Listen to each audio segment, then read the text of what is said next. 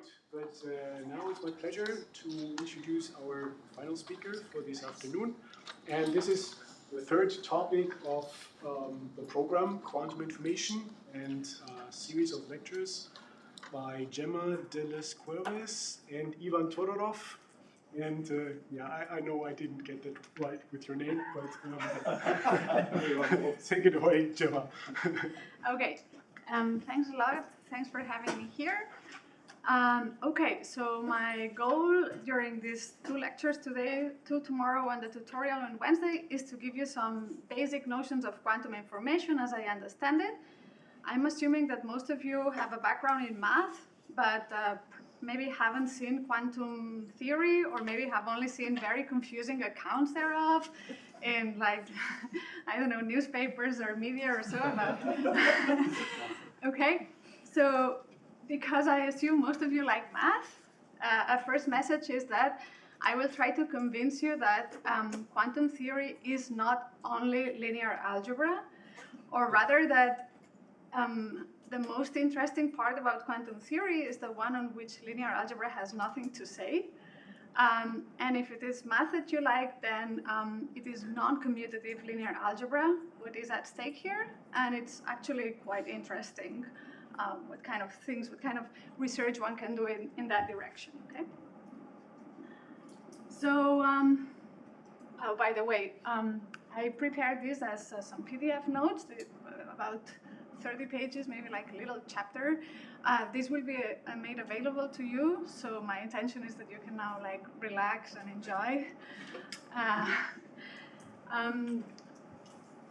I hope you like it this way. I prefer it this way because I'd rather read whole sentences than just, you know, separate words in slides. Yeah. Okay, so let me start very generally. What is quantum information? Well, it is the study of information processing tasks that can be accomplished when our physical systems are not properly described by classical physics, but rather by quantum theory, quantum mechanics. The general idea is that because classical physics is a special case of quantum physics, one can do more things with quantum information than what one could do with classical information. This can mean to do genuinely new protocols like teleportation, that I hope to get to tomorrow, or it could mean faster things, as in some quantum computational tasks like factoring is the most famous one. Another special feature of quantum systems is that they feature a form of correlation that has no classical analog, which is called entanglement. It is, in a sense, stronger. I mean, it is, yeah, it's genuinely new.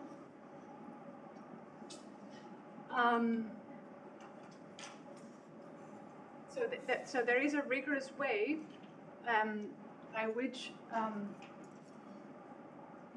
one can say that it is not a hidden form of classical correlations, and ultimately this is the content of Bell's theorem, which has been experimentally refuted many times since the 80s in a loophole-free way since 2015, and was awarded the Nobel Prize in Physics in 2022.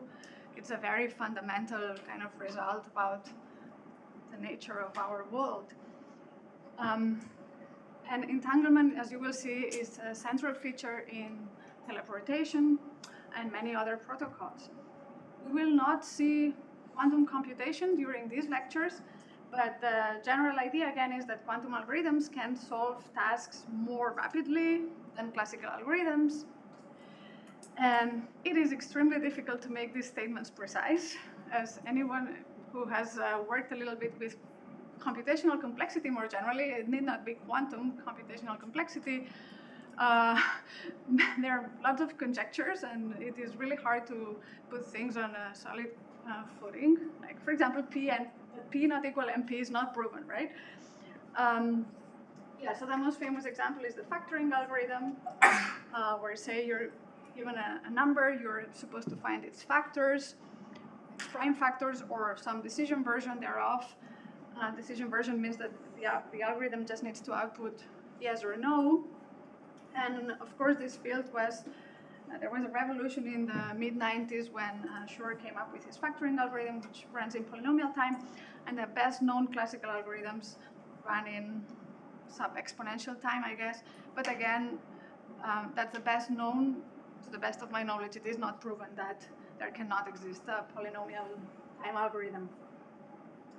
And this is important per se, but also because of its applications. There are many encryption protocols which are based on factoring, hence the commercial, military interest in actually building a quantum computer that can do this job. Okay, enough for the initial blah blah. Let me now go into the content. Disclaimer, I will not present the postulates of quantum theory as they are usually presented in textbooks, but we'll try to arrive at them by some sort of reasoning. And also another disclaimer, originally I'm a physicist, so I may sound a little awkward to you sometimes. If so, just stop me. The reason I'm not doing the postulates is because I find them very unsatisfactory. The way they are usually presented just as a list of mathematical requirements, to me that is a kind of a clear sign that we don't understand what we are requiring. So I'll try to the best of my capabilities, I'll try to argue, like convince you that some of these things are reasonable. Okay, some sources. The classical source is Nielsen and Chuang. It's very old by now, 24 years old. What they explain well. And Preskill, another old but classical source, I also used to like it a lot. John Watrous has a very thorough and careful, much more mathematically oriented, quite recent book, I think based on his lectures in Waterloo. That must be maybe like 5 to 10 years old, something like that. Well, I'm in love with the Perimeter Institute. And they have lots of talks online, including lots of introductory courses. Also on quantum information, it's kind of a mine, so you can surely find lots of resources there.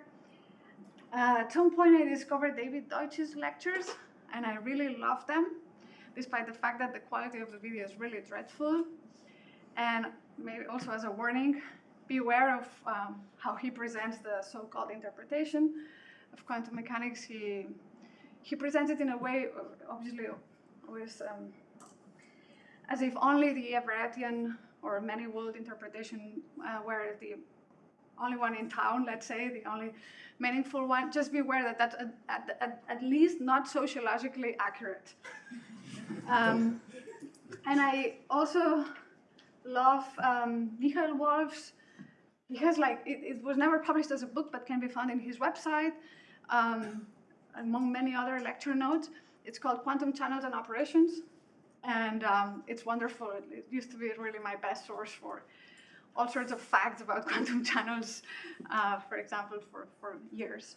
But it was never kind of thoroughly curated and turned into a book. All right, so what's a qubit? Okay, like a qubit is like the main actress of quantum information. So to present it to you, I would first like to say a few words about what is a bit. So the bit is the fundamental concept in classical information and computation. It is the simplest non-trivial variable. It is a degree of freedom with 2 possible values, which are usually taken to be 0 or 1 or true or false, as in a Boolean variable. Okay, so far so good. Now, what is the quantum analog? So, like a degree of freedom in quantum physics. Well, the closest thing to that is unobservable, which I often denote, or which is often denoted O. That's an O. Okay, now come the weird things, and I'm not going to explain to you why this is so. Just going to give it to you as it is, because I also don't understand why it is, okay? But now, bear with me. So the labels of this variable will correspond to the spectrum of O. That is to say, the eigenvalues of O. Okay, so so hold on a second. So this observable O, mathematically, will need to be a Hermitian matrix, also called self-adjoint. So that is to say, O equals O dagger. So where physicists write a dagger, mathematicians write a star, complex conjugate transpose for finite dimensions. So everything I will say here is for finite dimensions. I know very little about infinite dimensions. Okay, so I'm saying that the closest thing to a classical degree of freedom, a bit, is an observable O, which is mathematically represented by a Hermitian matrix. And as you know, Hermitian matrices can be diagonalized with an orthonormal basis, and their eigenvalues are real. So these eigenvalues will serve as the labels to measurement outcomes, or to the values of measurement outcomes. For this reason, it is crucial that these values are real, because to the best of my knowledge, we cannot observe a complex number as it is in nature. Okay, so we have an observable O represented by a Hermitian matrix. Now, this Hermitian matrix has a size, say n times n. And so therefore, it can have at most n different eigenvalues. Okay, so we have a discrete and a finite number of eigenvalues. Okay, now, a qubit is an abstraction of a physical system, very much as a bit is also an abstraction of a physical system that can be in two possible states. Okay, but now, each of whose non-trivial observables is Boolean. That is to say, it is an observable with two eigenvalues. Okay, so yeah, these observables can be of a very different nature, like describe the polarization of a photon, the energy. Sorry about that. Sorry. Where am I? Here, right? Okay, maybe I leave it like that, if that's okay with you. Yeah. Okay. So we just said that the qubit is an abstraction of a system, of a quantum system, each of whose non-trivial observables only has two different eigenvalues. The identity is always there, right? The identity is also a 2 times 2 observable, but it has a trivial spectrum. It's constant, right? Okay, so every observable of a qubit is represented by a Hermitian matrix of size 2 by 2. But now comes something really weird, or very surprising at least. Namely, that every Hermitian matrix of the same dimension also represents an observable of the system. Okay? And to the best of my knowledge, there is no classical analog to that statement. Okay, now, how about, so we just talked about an observable of a quantum system. How about the state of the system? Well, mathematically, the state of the system is a function that specifies the expectation value of any observable. This statement comes along with, or is equivalent to some mathematical requirements, namely, it is a function from observables to real numbers. Now, you will now see what kind of function. So just as a classical bit has a state, which is either 0 or 1, a qubit, qubit has a state, okay? Which is like saying that that physical system that needs to be described quantumly, and we are assuming that faithfully so by a qubit, is in a certain state. It's going to be a lot trickier than you are used to in classical physics, but so far this statement makes sense. Now, the state of a system for a so-called pure state, bear with me because later on we will encounter mixed states, is denoted in Dirac's notation by a so-called ket. Physicists use a lot this notation. So it's typically denoted by a Greek letter psi, and it goes under these two symbols. Okay? Don't be afraid. It's essentially a column vector. You can imagine it as a column vector, really. Now, for a qubit, such a ket, such a state of the qubit, is nothing but a normalized vector in the 2 norm, we'll get there in a second, in a 2-dimensional complex vector space C2. Okay, this 2-dimensional is ultimately because of, remember that all non-trivial observables were 2-dimensional, and it's complex. Why does it need to be complex? Good question.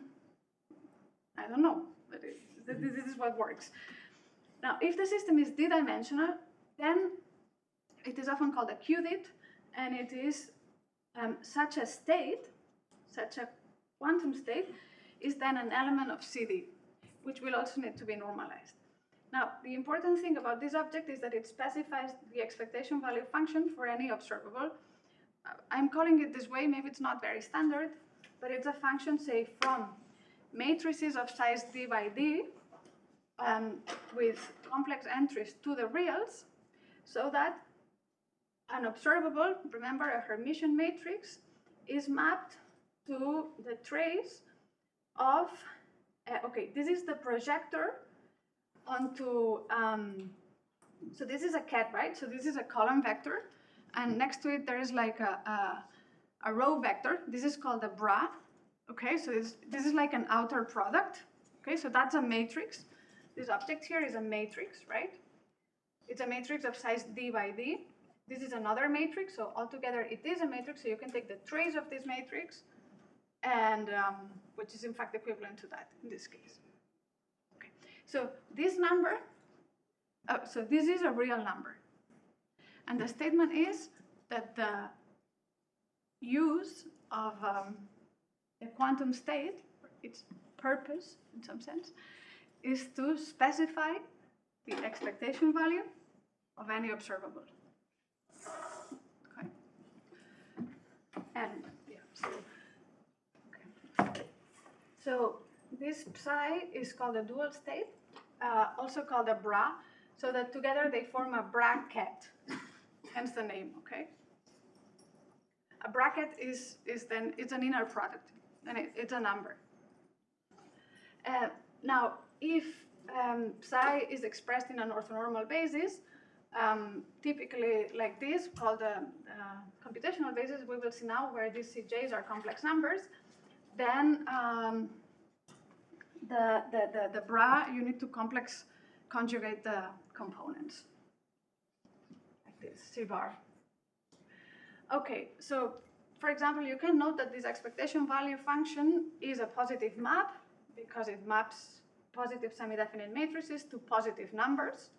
That is to say, if M is positive semi-definite, then that thing is non-negative as a number.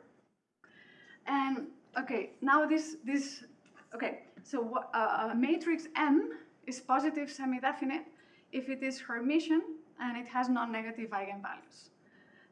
And as we will see, they play a key role in quantum theory because quantum states are generally described by a positive semi-definite matrix. And that's quite interesting because positive semi-definite matrices form a cone with kind of round walls in the vector space. This cone interacts with the tensor product, which is the composition of systems in very interesting ways. Yeah. So, and maybe as mathematicians, you may also like the fact that, so if you have a number, the only notion of non-negativity is being a non-negative number. If you have a vector, also the only notion of non-negativity, to the best of my knowledge, is being a non-negative vector, like a probability distribution, say discrete, where every entry is non-negative. If you have a matrix, you could have two notions of non-negativity. One is being entry-wise non-negative. These are called non-negative matrices. For example, stochastic matrices, which need not even be symmetric or square. But the other is being positive semi-definite, which is in some sense a truly two-dimensional notion of non-negativity, right? So positive semi-definite matrices can have complex entries off the diagonal, but of course, like the determinant of every principal minor needs to be non-negative, and it's quite interesting the kind of things that happen there. And for some reason, this is the right mathematical notion to define the state of a quantum system.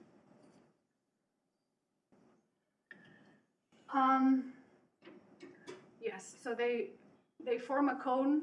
Positive semi-definite matrices of size d by d form a cone in the set of matrices of size d by d. They form a cone inside the set of Hermitian matrices of the same size. The cone is like full dimensional. So like the condition of non-negativity doesn't allow you to cut dimensions. And yeah, if you additionally impose the trace condition, namely that the trace of rho is 1, it's like kind of fine condition, and you kind of cut across the cone, and then you get a convex set. Okay. So moreover, here comes the normalization conditions. For some things, for some analysis, it does matter, this thing. So if psi satisfies the fact that when applied to the identity matrix of size d by d, it is 1. So the expectation value of doing nothing is 1. And it's like, yeah, we will come back to that. Or the probability sum to 1, if you like. In fact, in these two mathematical conditions, this non-negativity and this normalization, stem from the wish of having well-defined probabilities. So the probabilities will be as usual, as in the classical world, but the mathematical objects behind them will be different. In particular, they will be matrices, they will be non-commutative, they will have interesting notions of positivity and composition and so on. But what we don't have direct access to these matrices. We have access to different measurements in different bases of the quantum systems. Yeah, so I often imagine this internal dimension D of the quantum system as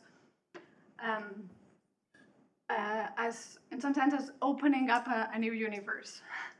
As in, because when D equals 2, we have qubits. When D is larger than 2, we have qubits. And we see all sorts of new things happening that we didn't see classically. And this universe is non-commutative, is complex, and its composition is given by the tensor product. And I think you can recover some aspect of classical physics by taking this internal dimension equals to 1. But I tried to make this statement precise at some point, and I failed a little, so don't take me too seriously here. Okay, now we often use a basis for this vector space C2 called a computational basis, which physicists denote like that, 0 and 1. It's an orthonormal basis. Oh, okay, by the way, so 0 is just like the canonical vector 1, 0, and 1 is the canonical vector 0, 1. So it's an orthonormal basis, and then a wave function or state of the system mathematically is an element of this vector space, so can be expressed as a sum. This innocent sum mathematically is physically very surprising. Some kind of a superposition of two states. So where alpha and beta are complex numbers, which satisfy this normalization condition. So that's like, again, it's like a normalization in two norms, if you like. Okay, now measurements. That's something you don't even talk about when you do classical physics or classical computation, because you can examine a bit and determine if it is in state 0 or 1, and computers do this all the time when they retrieve the contents of their memory. But quite surprisingly, we cannot examine a qubit and determine its quantum state. In this case, say the values of alpha and beta. We cannot do that. Okay? If we can acquire much more restricted information about it. For example, consider the observable Z, sometimes also called sigma Z. That's the Pauli matrix, sigma Z, whose eigenstates are denoted precisely 0 and 1, so that is to say this computational basis, and whose associated eigenvalues are +1 and -1. So Z is nothing but a projector onto 0 with eigenvalue +1 plus a projector onto 1 with eigenvalue -1. So remember that this is like an outer product. Maybe you would write 0 star 0 or something, when if 0, or V star V, if V were that vector. Okay. Now, by so-called Born's rule, which is again something that would be given to you in a postulate, if the state of the system is psi, and we measure Z, so Z in this is this particular observable of a qubit that we just, this particular Hermitian matrix, the probability to obtain +1 will be given by, so this is, okay, so for the moment, just believe me, I will slightly generalize that a little later, but this is this inner, it's the trace of the projector onto the eigenvalue, the trace of the projector onto the eigenspace whose eigenvalue is the measurement result we're talking about, times the projector onto the state. This is what this is in this case, which is a pure state, it's that. And for the psi considered here, which is alpha 0 plus beta 1, it is this modulus squared, and the probability to obtain -1 is the projector onto the, so you need to put in here the projector onto this, the eigenspace whose eigenvalue is -1. And because we are assuming that our state or our quantum system really is a qubit, there is no other level that we are forgetting to describe where probabilities are leaking. It must be the case that modulus of alpha squared plus modulus of beta squared sums to 1. Okay, it cannot sum to anything below 1. And it's obviously both are non-negative, obviously. So this is what quantum mechanics tells us. Okay, that is, if my state was that, I can give you, and my observable is that, here are the probabilities to obtain either result.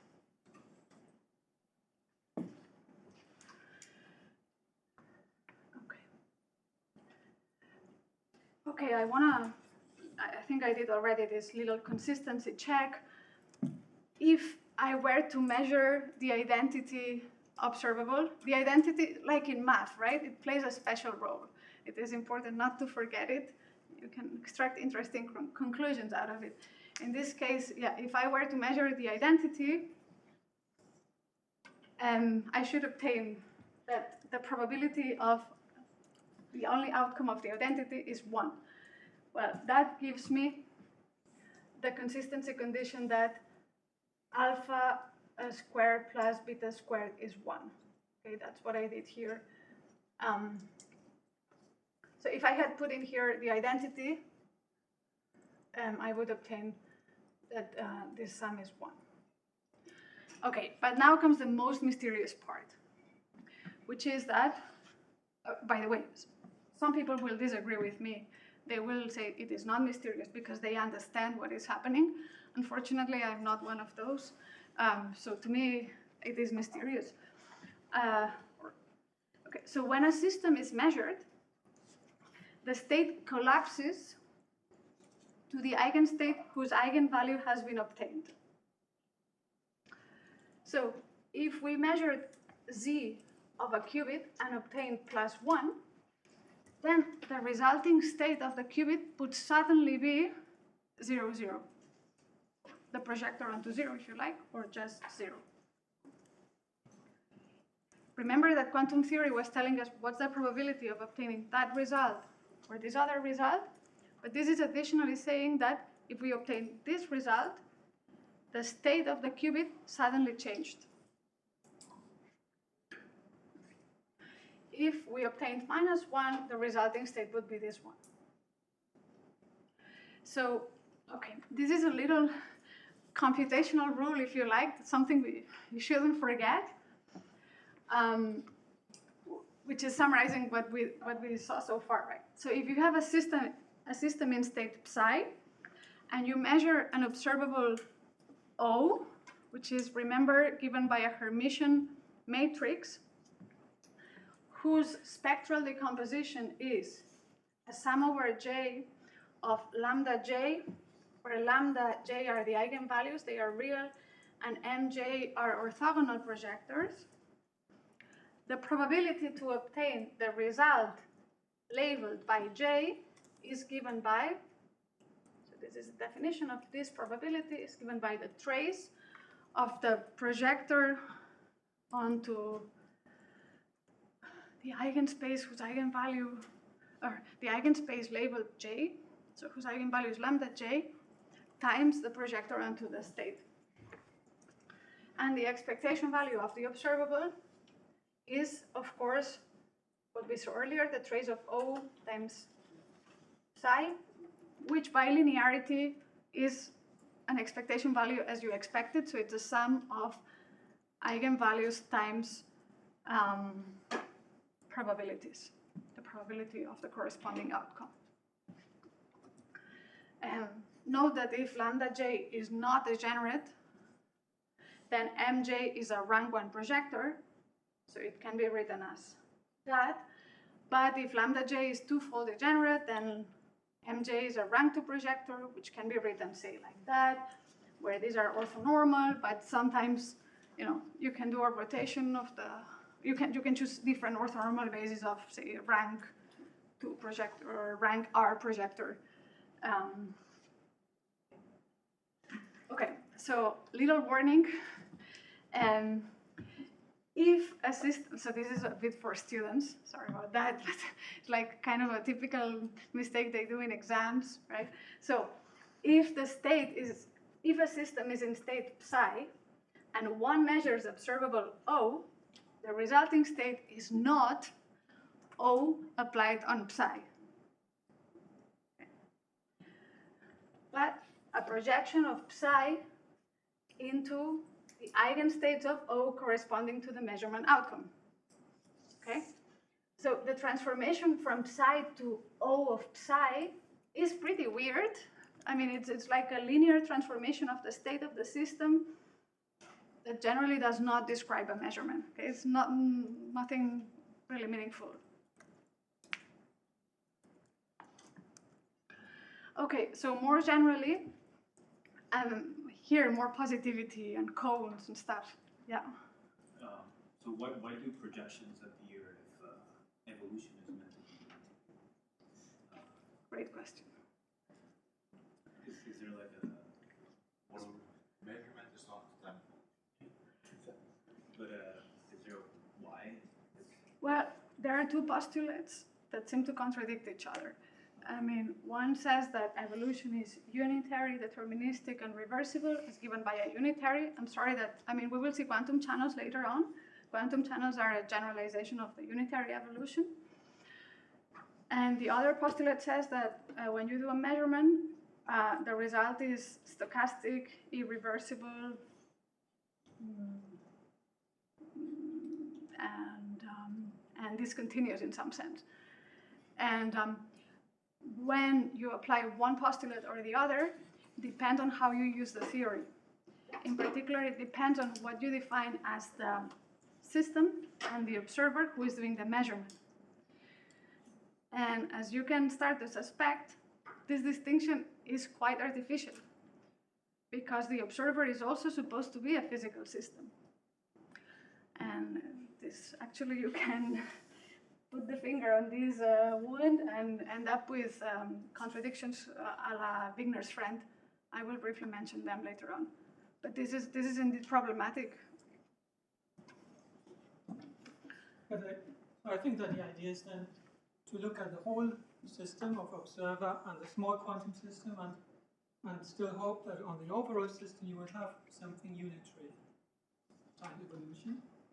But the point is that if you interact with the system and measure something, then the actual system includes you, as you just said. So and that, by looking at what happens on the smaller subsystem, you will lose the unitarity and just have complete positivity left at that point. So it's something like, but you come to partial traces. Yes, definitely. And also quantum channels. Conditional expectations in operator theory, that's what you get, and that's, you use the unitarity. So you have maybe some automorphism on a bigger system, you apply a conditional expectation or partial trace, and then you lose this reversibility. Yeah, so some of that can be made sense of, but ultimately some of the conceptual, let's say, conundrums, not really. Like mathematics can tell us a bunch of interesting stuff, but not fully satisfactory as far as I'm concerned. Okay, so more generally, a measurement is described by a so-called positive operator valued measure, POVM, which is a set of positive semi-definite matrices, let's say AI. So each of them is a positive semi-definite, and they must sum to the identity matrix of the same size. So this is a resolution of the identity. It's quite tricky, you know, how they could be like diagonal in different bases and so on, but yeah, that's what they must satisfy. So more generally, a quantum state is described not by a so-called pure state, we will get to that in a second, but by a positive semi-definite matrix of trace 1. So this positive semi-definite matrix is of size d times d. This d is this internal dimension of the system. But what I was telling you earlier, that I imagine it as opening kind of the door to a new universe as soon as d equals 2 and 3 and so on, right? For d equals 2, we have a qubit. And this must be not only Hermitian, but positive semi-definite, that is to say with non-negative eigenvalues, so that probabilities are well defined, and they must sum to 1. That's a trace 1 condition. And if we have state rho, and we do a measurement described by this POVM, the probability to obtain outcome labeled by I is given by the trace of AI times rho. So please note that because AI is positive semi-definite and so is rho, the trace of this product is non-negative. Like generally this is not even Hermitian. This product is not nice, but the trace of the product of two positive semi-definite matrices is not negative. And because of this condition together with the trace 1 condition, the corresponding probabilities will sum to 1.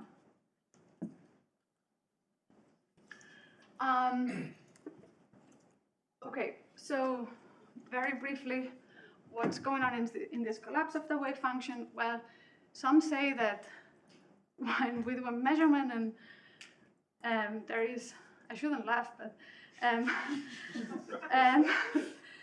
that there is a branching into different universes, and I myself, I'm splitting into different universes, I guess, as I talk, because presumably a lot of quantum things are collapsing in my body or so. This is the Everettian or multiverse interpretation. It has really quite a number of adepts.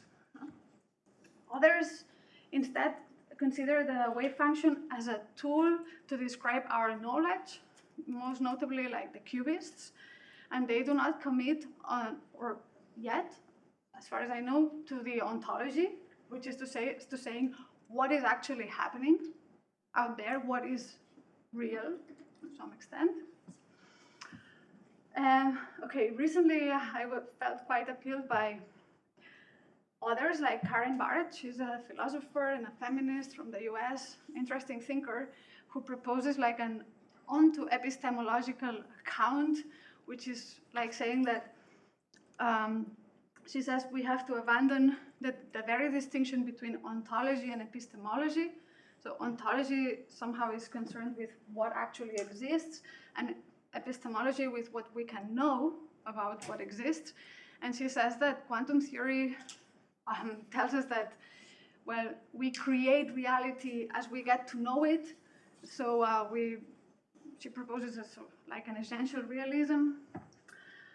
Others provide a non-local realist account, like in the de Broglie-Bohm theory or the pilot wave theory. I find it remarkable to be living in a time when we disagree on such important matters. As in, if I imagine, I don't know, the people living in 100 years, if there are still people, and looking back at us and saying, these people didn't know this, there's actually a multiverse, or there's no multiverse, I think it's quite surprising, really. And there's interesting research in this direction. And now coming back to the Heisenberg cut, the question from earlier, regardless of the ontology, so of the actual, let's say, content of what is happening, like physical content, and the collapse is problematic because it requires a distinction between a system and an observer called the Heisenberg cut, which is artificial because you would expect that the observer is also a physical system and therefore deserves the same treatment. And you can come up with a Gedanken experiment where you put the Heisenberg cut between two parties, and then in another part of the experiment between another two parties, and then they need to compare measurement results, and they contradict each other. This is the essence of this Wigner's friend Gedanken experiments and such, which I think are very revealing and very interesting to help us find out what's right or wrong about quantum theory. So I would claim that regardless of the so-called interpretations, quantum theory leads to inconsistencies. Okay, another more conceptual, let's say, thought. There is a fundamental tension between the abstract state of the system, that is to say, psi as this superposition of alpha 0 plus beta 1, where alpha and beta are complex, and what we can observe. To find out alpha and beta,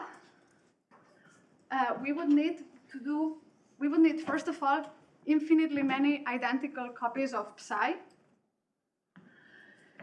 measure each copy in the computational basis, collect statistics of relative frequencies, and in the limit of n to 0, n to infinity, we would be able to estimate these numbers, these probabilities, right?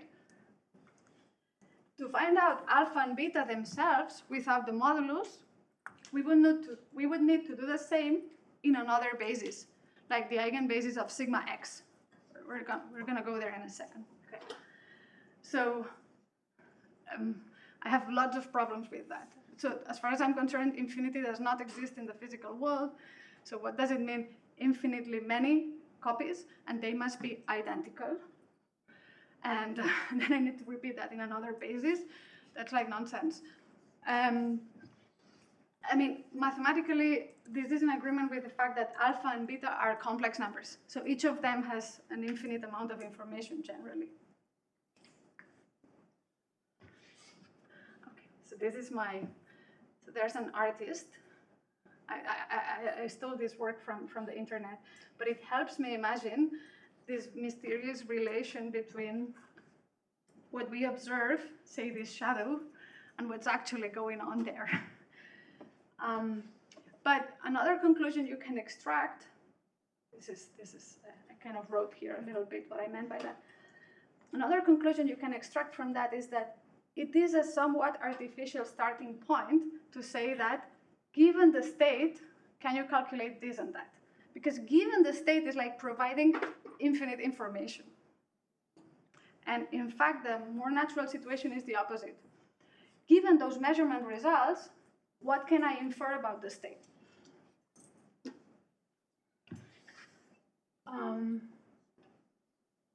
Okay, maybe it's a good moment to take a 3-minute break.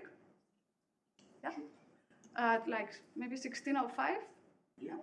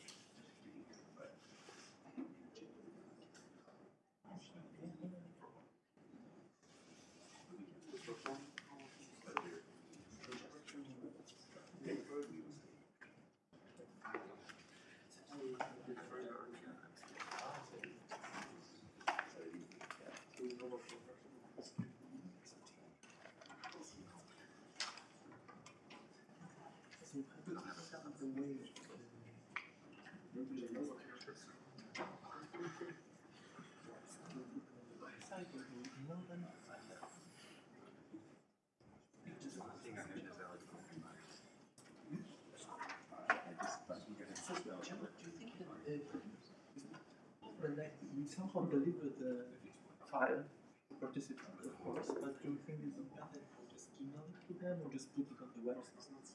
Put in your documents? As you wish. Because I think putting it on the website is better in the sense that more people can access this, right? So if you're happy with this, then you can just ask this to yesterday.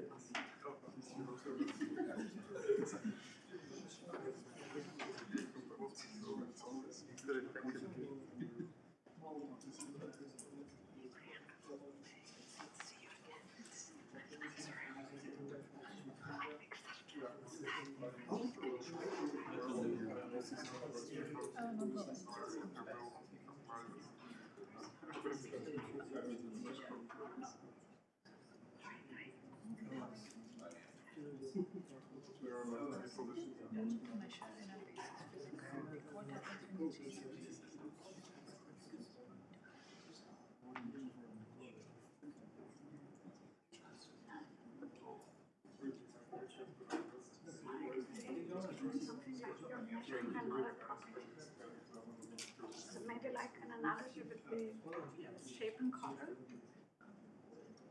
It's not a very good analogy. Basically, that doesn't really work. Imagine if you could measure. You could either, like, if you have two balls, you could put their shape or their color, but they would be incompatible in some sense. Like if you first measure the color and then the shape, that would be different than first measuring the shape and then the color. Best I can do. Yeah, the property, yeah. So you're changing the observable. Best I can do. Yeah.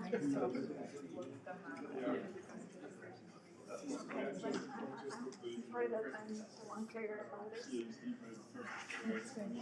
It took me really a number of years to learn the cards to say what's going on. Excuse me.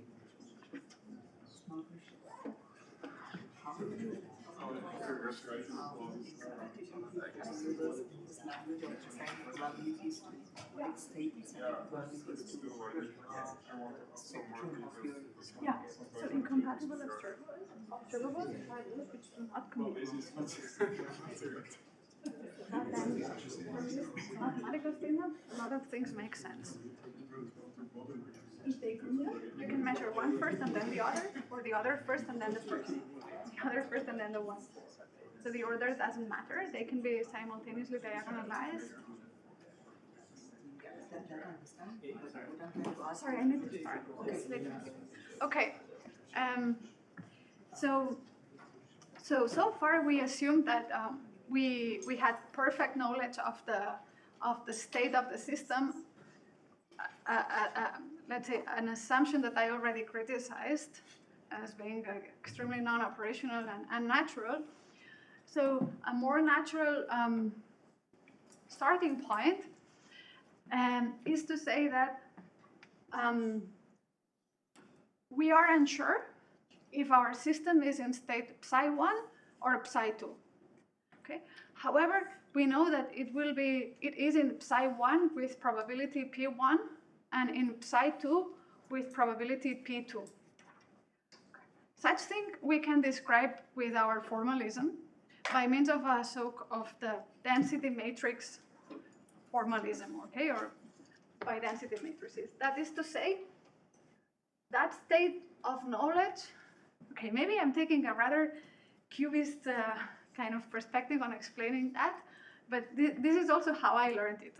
So, so if I write that my density matrix rho is a convex combination of the projector onto the first state times, of course, its corresponding probability plus the projector onto the other state times its probability, then that is to be interpreted as what I just said. The system is in state psi1 with probability P1 and in state psi2 with probability P2. Okay, so please note that this is a convex combination of the projectors onto the corresponding states. Okay, so such a combination is sometimes called an incoherent mixture as opposed to a coherent mixture, which is a convex combination of the vectors. Okay, so please note that such a convex combination of P1 times my vector plus P2 times my other vector, that is a new column vector. So that is a new state. So that is not doing the job of describing my lack of knowledge of the state of the system. So this convex combination is physically expressing something very different than this one. This one is incoherent. It is a convex combination onto the projectors of the state. And that is what is supposed to describe my lack of knowledge. That's a quick question. So when you write this expression, do you assume any relation between psi1 and psi2?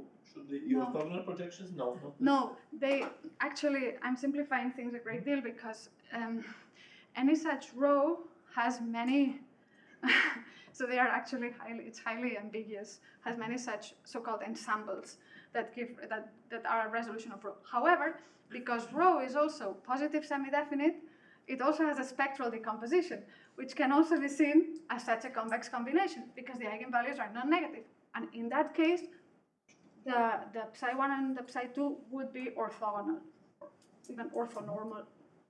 But in general, they need not be. So a density matrix is given by a positive semi-definite matrix of trace 1. Okay, so that I already said.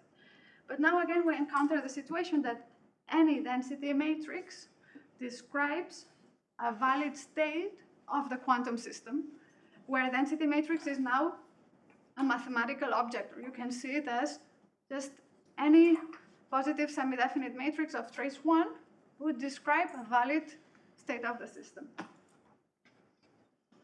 And if it is rank 1, that is to say it can be expressed like that, then people call it a pure state, and I interpret it as describing perfect knowledge of the state of the system.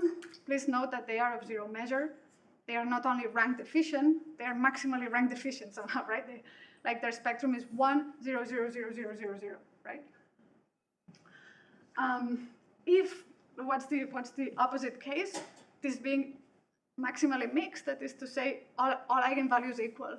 That is to say the normalized identity, right? It's also a valid density matrix, it's positive semi-definite, and its trace is 1.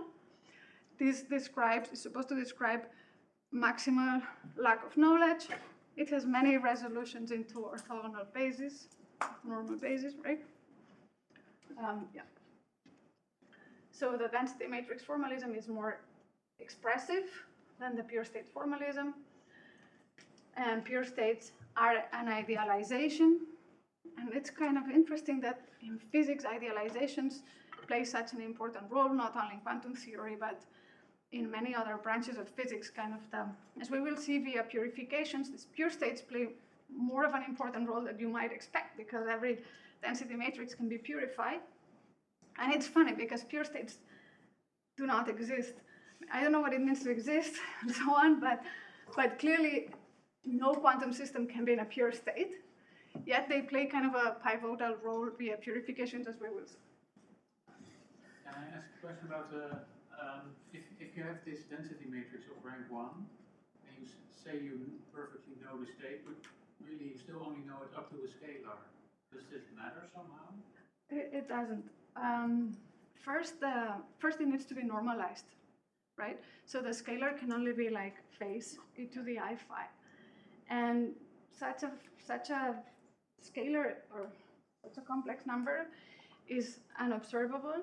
So in fact, a quantum state is called also a ray in a Hilbert space, because this is supposed to be, I guess, maybe you could call it a gauge symmetry, in the sense that it's like a transformation of the mathematical formalism that has no impact in the physics. I don't know if you can see that as a shortcoming of the mathematical formalism to describe that physics. But yeah, so there's, in fact, another little nice thing about the density matrix formalism, that scalar cancels out, right? E to the I phi, e to the minus I phi, whereas it is visible in the pure state. But as soon as you don't have rank 1, that's a mess, huh? Because, as I said, this psi1, psi2 need not be orthogonal. Okay, and then, of course, this abstract notion of a quantum system can be realized on many physical systems, like two polarizations of a photon, the alignment of a nuclear spin, that's the famous spin, where the sigma z and sigma x have quite a natural interpretation, two states of an electron, or superconducting qubits, but I'm not the person to ask about that. Just wanted to have you hear the words. Okay, so now multiple qubits. So to establish a theory, it is equally important to describe your basic elements as to describe the composition of them, and it is a misconception of reductionism to overestimate A, trying to say that composition is as important as the description of single entities, like what we've seen before. And I'll try to walk you through such composition by means of a couple of consistency rules that will, in fact, bring us very far into concluding how we should describe multiple qubits. One is, of course, that if we have qubits, several qubits, and we compose them, then the composite, we must be able to see the composite as a single system, and therefore apply the description we just saw. And the second is that we need a notion of it's not so much ignorance as of ignoring part of the system, so that we can go from whole to parts. And if we do so, we must be able to recover the description we just saw. And ignoring will be done by the partial trace. We will see now, okay? Okay, so now consider a 2-qubit state, psi sub AB. And A is the first qubit assigned to Alice, and B the second one assigned to Bob. So in some sense, A is attached to its own Hilbert space, say C to the D, and B is attached to its own Hilbert space, say C to the D as well. Now, okay, so here I'm trying to convince you that the right way of doing that is via the tensor product. So the way I think about C to the D is as a space of possibilities, something like that. And if you want to compose vector spaces and obtain a new space of possibilities, I'm not sure if the only, but one meaningful way of doing that is with a tensor product. Like, of course, the Cartesian product will not work because it will not result in a vector space. So the composite system AB must be now described by an element of now the Hilbert space is like the tensor product of the Hilbert space of the first subsystem and the second subsystem, okay? So psi AB will be an element of that. And for density matrices, if subsystem A is described by an element of the set of Hermitian matrices of size D, in fact, of course, in the positive cone, and similarly for B, then the whole system will be described by an element of this tensor product. I mean, this is nice, right? Because that's a vector space that is 2. The whole thing is a vector space. In fact, they will be in the positive cones, which is more complicated. Okay. So now let's apply the consistency rules and see that we can go pretty far. Okay. So now imagine that we have 2 qubits. Okay. So psi is now describing 2 qubits, and we want to measure an observable on these 2 qubits, which is a Hermitian matrix on this composite vector space, which is what? It is sigma z or z tensor z. Okay? That's a Hermitian matrix on the whole space. Now, what is z? Remember that z was like the projector onto 0 minus the projector onto 1.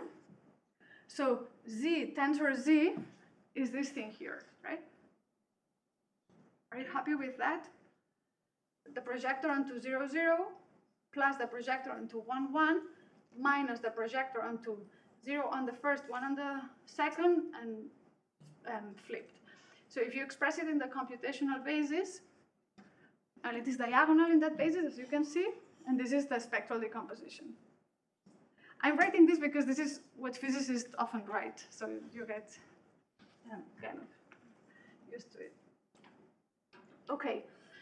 And now we are measuring that observable on our 2-qubit system, and we can apply Born's rule to the 2-qubit system, right?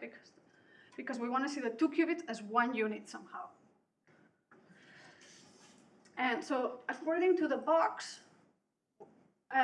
we can compute the probabilities to obtain +1 or -1 as follows. So first, I split this this observable into a projector onto the plus, minus a projector onto the minus eigenspace, right? Where for the plus I have the even parity subspace, and for the minus I have the odd parity subspace. And now we need to express psi in an eigenbasis of this observable. So say, for example, I could do rotations, right, on the odd or even parity subspaces, but I'm taking here the computational basis. And now the probability to obtain +1 is given by that, and the probability to obtain -1 is given by that. Okay. Okay. Now assume that we ignore the first qubit and only measure the second qubit. Well, that's equivalent to choosing. So ignoring. So what is ignoring? Ignoring is like measuring the observable identity, which is equivalent to taking the partial trace. Okay, I think that's all there is in this page, really. I mean, I'm walking you through that a little more carefully, but there's not more. So ignoring the first qubit, this 2 is for the dimension. I have this spectral decomposition. And then I can similarly compute the probabilities to obtain -1 or +1. But this is equivalent to first, if I had this composite system, I first ignore qubit B by taking the partial trace, right? Taking the partial trace is like measuring the identity on the qubit I'm not caring about. So this is written like that. So the state of the subsystem rho B is given by the partial trace of A of the whole system. And this partial trace is a trace on that subsystem. I'm guessing everyone is fine with that? Okay. So now,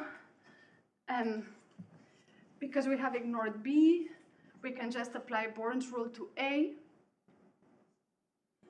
As in, we can, you see, we can do the same exercise. We can just measure Z on A, and we have to obtain the same result as above, which is what is this kind of sanity check here, right? So the probability to obtain -1 on B is given by that, which is the same as what we obtained here. Okay, so all of this is to try to convince you that the partial trace is the meaningful way of ignoring. Okay, now, 2 qubits can be entangled. As you know, a pure state psi is entangled if it cannot be written as a tensor product for any states U and V. Okay, so as you can see, this has a negative definition, which is the beginning of a very long story in trying to quantify entanglement, detect entanglement, and all. Okay, it's defined as the negative of something if it cannot be written as a tensor product for any 2 vectors. And so the most famous example is the Bell state, sometimes called EPR pair, denoted phi plus, and it is normalized 1 over square root of 2, 0, 0 plus 1, 1. So it is this equal superposition of the 2 computational states on Alice and Bob. 0, 0 plus 1, 1. Note that this is a coherent superposition. Now this is quite something, because if you measure the first qubit in the Z basis, right, you obtain, according to Born's rule, result 0 or 1 with probability 1/2. So far, nothing so mysterious, actually. But the mystery is the fact that because right after measuring, say that I measured A and I obtained 0, but now the collapse has happened on the 2 qubit state. So the qubit of Bob has also collapsed to 0. So by doing something on Alice, the state of Bob has changed suddenly.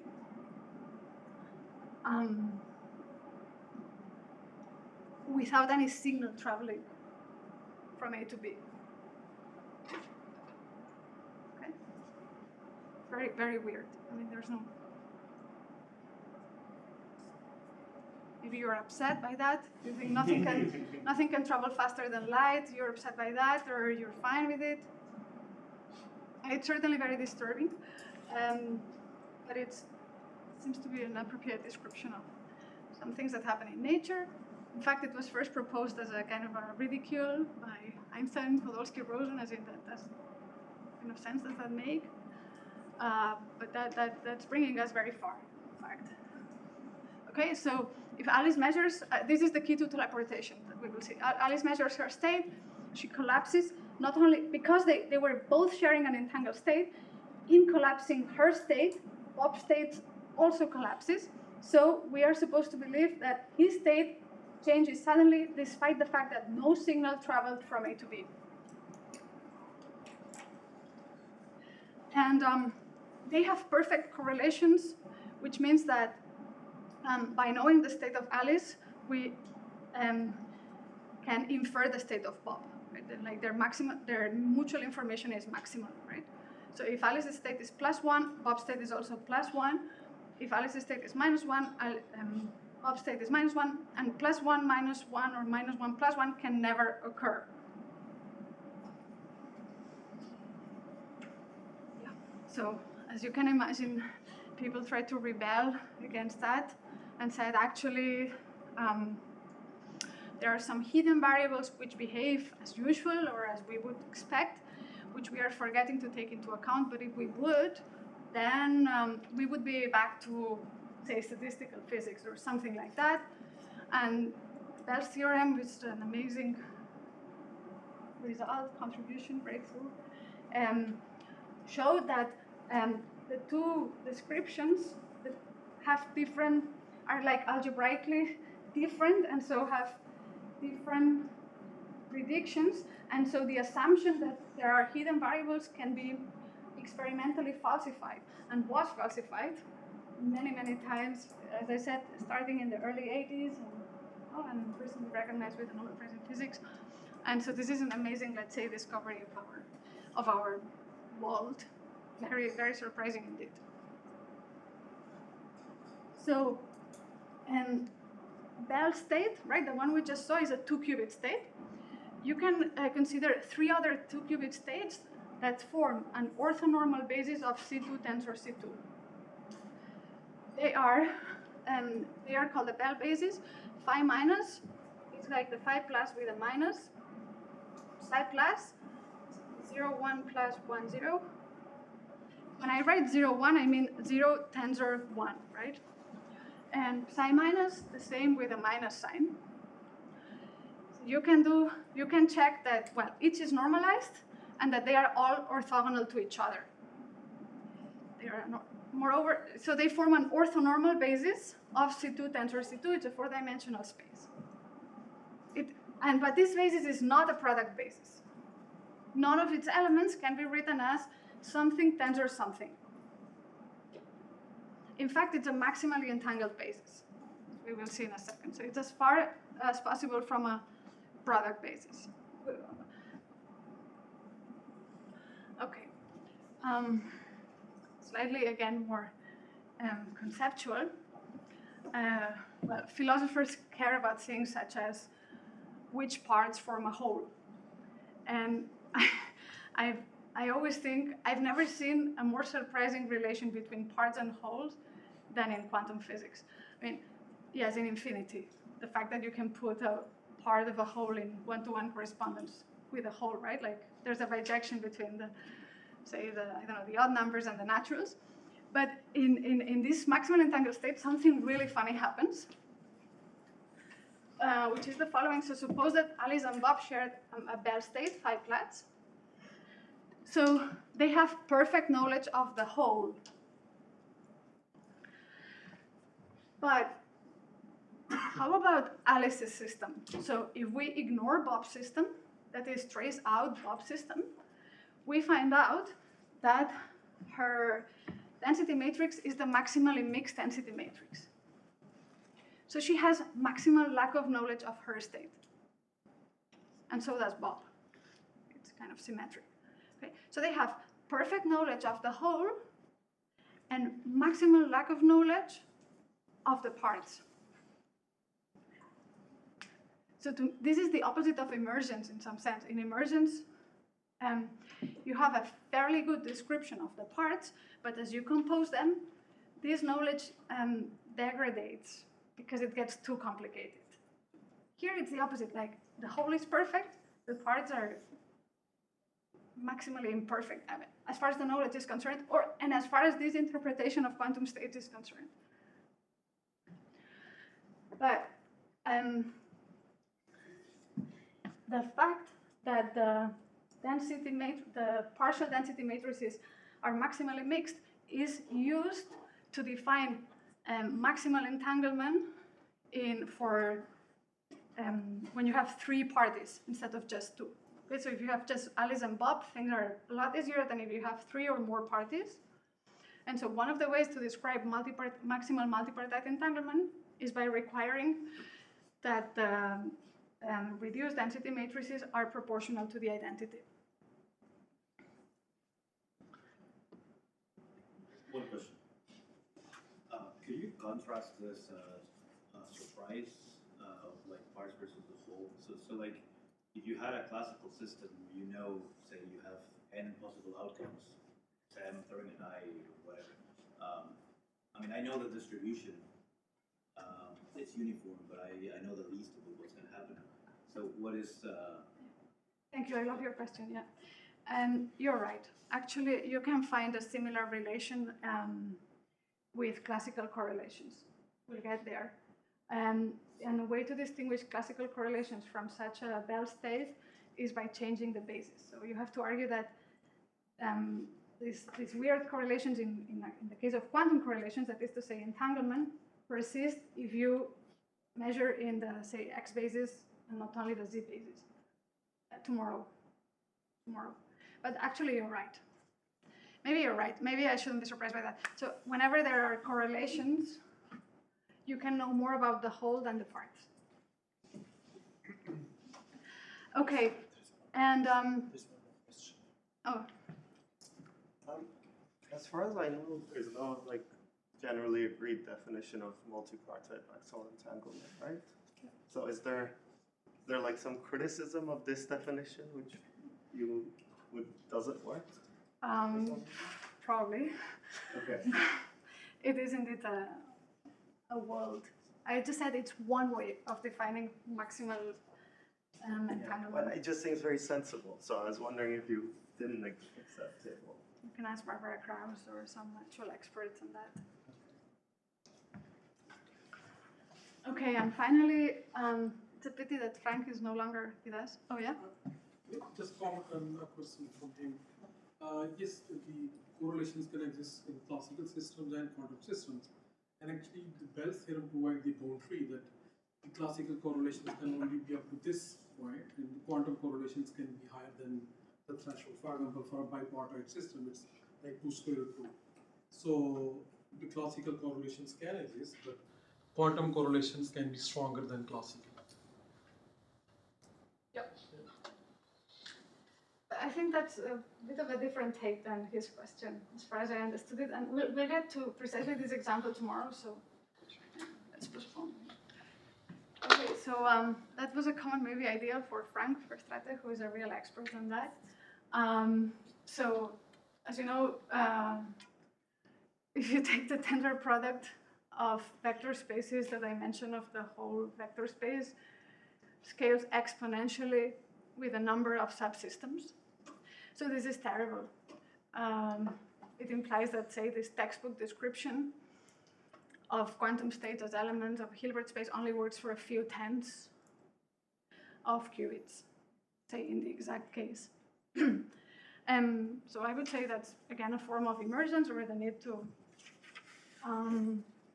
define a scalable description that grows in some reasonable way, say polynomially constant with a system size.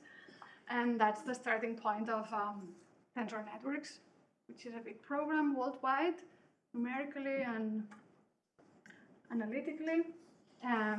It comes from condensed matter. Quantum information now has, I think, many connections to other fields, but Frank is one of the world experts. Okay, and my final comment is about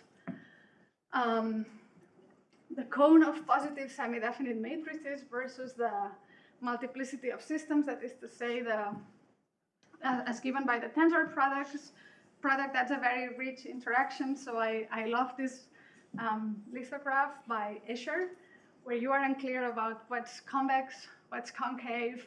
It depends on the kind of the surroundings, right?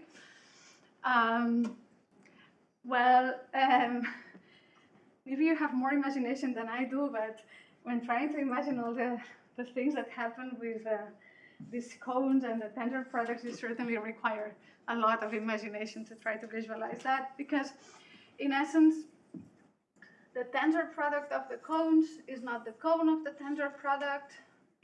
The convex combination of the cones is not the cone of composite systems, essentially because being positive semi-definite on a composite vector space does not imply that the element is a convex combination of something positive semi-definite here and something positive semi-definite there. These are only the separable elements. There's entanglement and so on. Should I go on, or are you very tired? Or? Yeah? 10 minutes at least. Yeah. Okay. So, as an example of all the stuff that we've been seeing, all these kind of actresses, how they come into place, let's see the most basic protocol, teleportation. So that's kind of a pretty cool thing you can do with quantum states.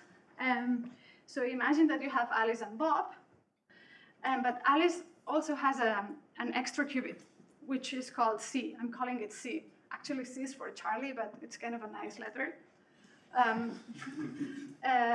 Okay, and then the qubit of the C's qubit is in an unknown state. Here it's fair to call it an unknown state, an alpha, beta, whatever they are, some complex numbers. But now Alice wishes to send the state of her qubit, which is not to say her qubit, just the state of the qubit, to Bob. To this end, Alice will use the following resources. First, Alice and Bob will share this Bell state phi plus, this maximally entangled state. And second, Alice will need to send a classical message to Bob, which will be bound by the speed of light. And at the end of the protocol, this Alice's, or like the state of C, will appear in B's state without any of them ever knowing what that state even was, or without actually meeting. Alice and Bob need not meet. Okay, so initially they share this state. So the overall initial state is the tensor product of tau, which is the state of C, times phi plus. Now, Alice performs a measurement on her two qubits in the Bell basis. Okay, so here I've done all the calculations, but it really makes no sense for me to walk through them now. I mean, you will have this PDF. You can walk through them. The point is that Alice makes, she makes a measurement on her system, right? But what is her system? Well, we need to ignore Bob's system. So we need to compute rho CA. We need to take the partial trace over B, and that's what is done here. And now she measures in the Bell basis. So the probability to obtain the outcome associated to this, because the Bell basis form an orthonormal basis, right? So they can be taken to be like the eigenbasis of a Hermitian operator on C2 tensor C2. And I'm not specifying the eigenvalues. I do not need to. You see what's going on? Right? So I can do a measurement in the Bell basis.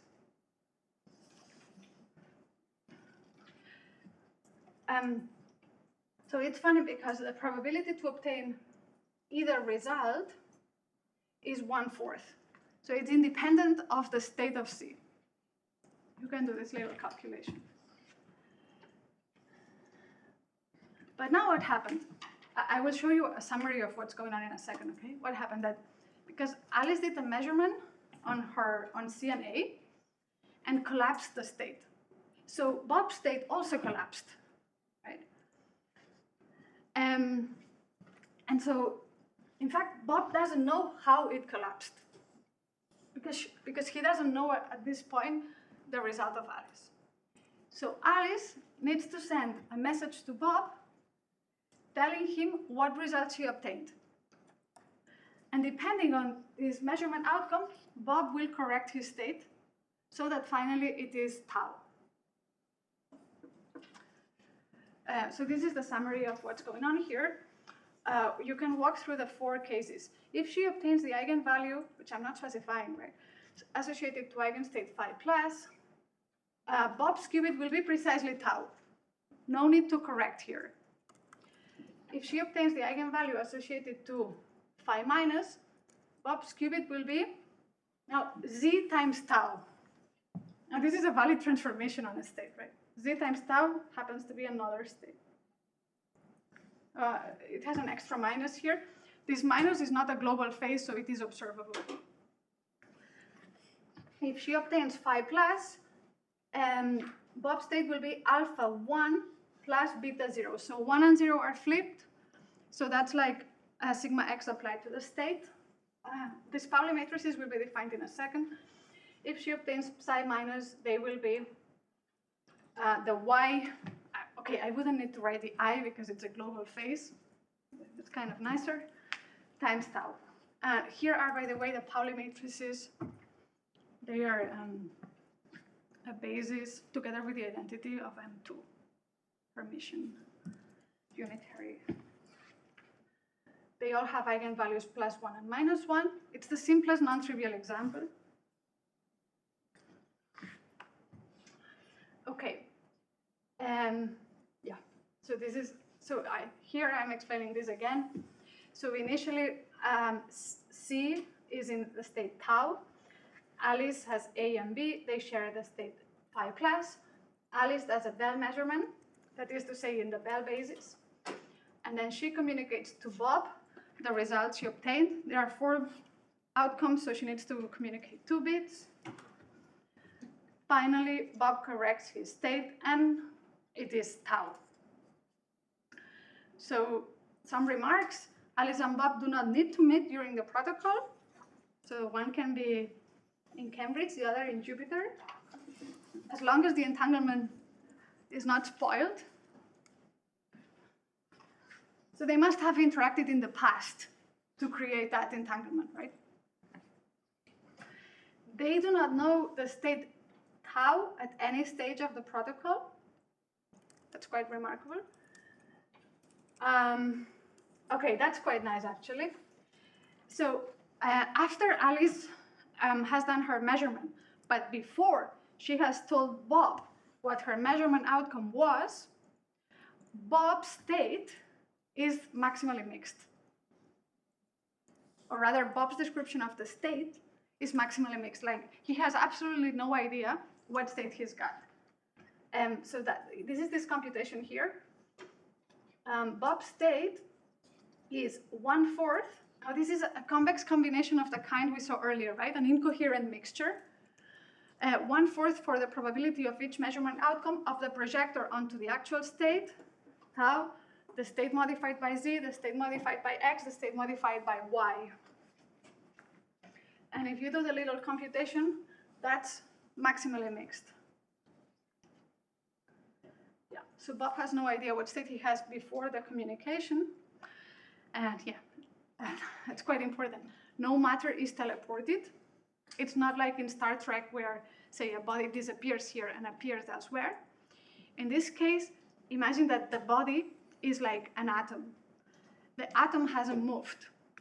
It's the state of the atom that is no longer in C, but is over there in the, whatever the physical system is that is representing Bob's quantum system. Yeah, and then of course, there's no faster than light communication because Alice really needs to send her 2 classical bits, and that's bound by the speed of light. Also note that the state of tau is not copied, is not cloned. So in the Bell measurement, it is destroyed. Otherwise, that would violate the no cloning theorem, which is a very basic result in quantum information. It's very easy to prove and has very far-reaching consequences. And the world would be very different if you could clone quantum information. And with that, I think we end for today.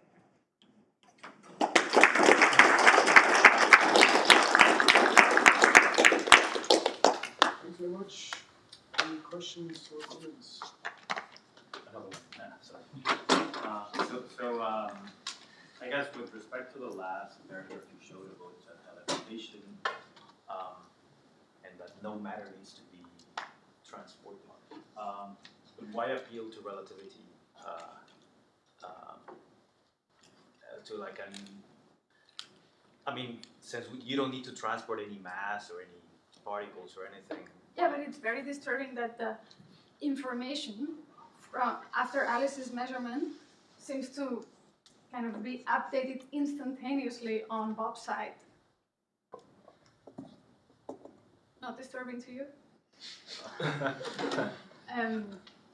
I mean, if that would violate this kind of one of the pillars of relativity, special relativity, that would be that could not be taken seriously as a fundamental theory of nature, although to what extent theory and information processing and so on is a fundamental theory of nature is another story. But that would be extremely suspicious and a clear sign that something was wrong if this was contradicting such a basic fact in special relativity. But is it that like information does not exist in the vacuum, like it's supported on some type of physical hard drive of whatever form, and that's sort of like some wave or whatever needs to propagate? Is that the physical? A wave is fine, but the point is that in entanglement, there's no wave in the middle. Like when you measure here and the other state collapses simultaneously. So I put the example of Jupiter precisely so because or I don't know, say the moon. How long does it take? 8 seconds or something like that to reach the moon. If Bob were on the moon and I were here and I were to do a measurement and we were to share an entangled state, then his state would collapse before this 8 instantaneously.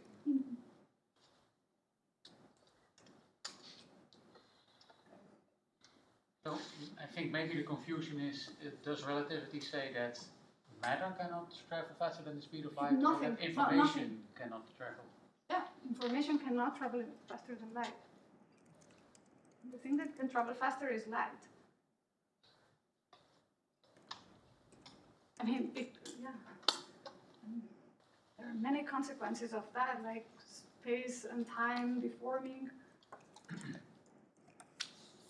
But there's like no way to conclude that there's some time delay in this information update other than appealing to relativity. Like, is there another? Like, I don't know. Relativity is like a science of the far, like big systems, right? So it seems like a bit unnatural. Not really. I mean, at some point, both relativity and quantum theory are supposed to be describing the same world, the same nature, and it's also unclear at what scale quantum theory kind of ceases to hold. So they should really at least match on this very kind of basic aspect. So I was told by physicists, and this point was always very much emphasized, appeared in every exam. That's what Is it I don't know, I find it natural. is it a better way to say that perceivable information cannot travel faster than light? Because ontologically, something is traveling faster than light. I mean, something is happening faster than light, but it's just that after sending the classical information only, we can read that the state has changed. So I mean, we can perceive that something has changed faster than light with a speed less than the speed of light. But ontologically, something might travel at greater than the speed of light. Okay, that is to be debated, but Bob cannot do anything useful with his state before knowing Alice's result. So his state is maximally mixed. There was another question here. Isn't it maybe like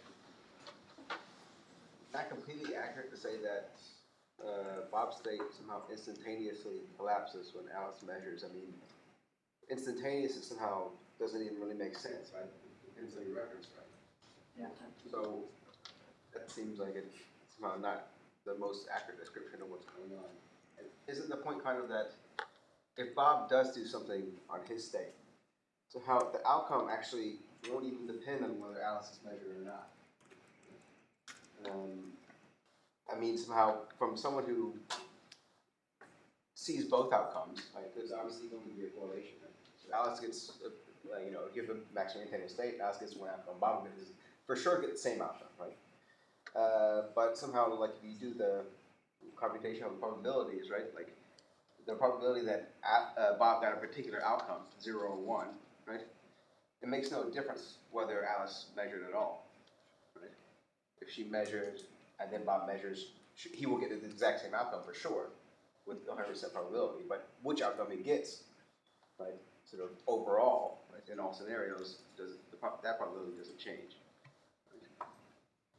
I got a little bit lost in the question. Like somehow, like, I don't think you can you're say, I don't think you can say, like, that it collapses instantaneously. I mean, like, if Bob does a measurement and Alice does a measurement, right, who does that measurement first completely depends on the reference frame, right? So Bob doesn't do a measurement. No, but the question is if he, in a general scenario, right? So, if Bob like, did the measurement. where you have an entangled state, and like, say, Alice and Bob, they either both measure or don't measure, or one measures and the other measures. In any case, somehow, like, what happens on Bob's side is not affected at all by what happens on Alice's side. I mean, if teleportation is different because Alice sends some classical information, right? So in that case, of course, there's an effect if Bob makes a decision based on that classical information, right? But if there were no classical information sit between them, they just did one person did a measurement here and another person did a measurement here, right? Then sort of what happened on Alice's side, in a certain sense, has no effect. I mean, it does in the sense that they get the exact same outcome. Like if they do the same measurement on a maximum entangled state, right?